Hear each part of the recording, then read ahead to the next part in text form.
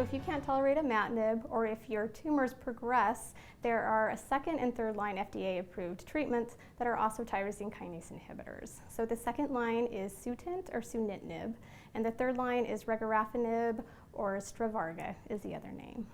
Both of these tyrosine kinase inhibitors have similar side effects as imatinib, although they tend to not have as big of a problem with edema. But we do see more issues with thyroid.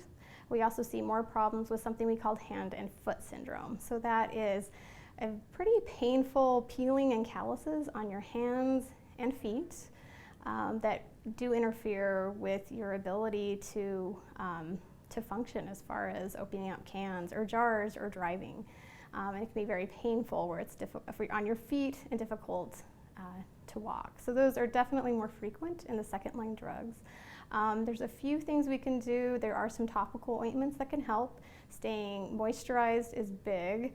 Sunscreen, for some reason, has shown some effectiveness, and sometimes it does require lowering the dose of your drug.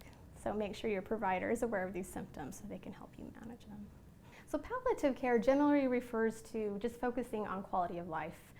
So you can look at it in a few different ways.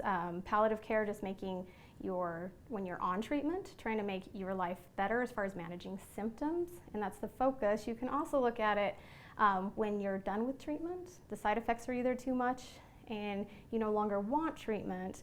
All you want to do is focus on quality of life and care, which is very reasonable in a patient that is continuing to progress through treatment, or the side effects are just too much and not worth the extra benefit that it may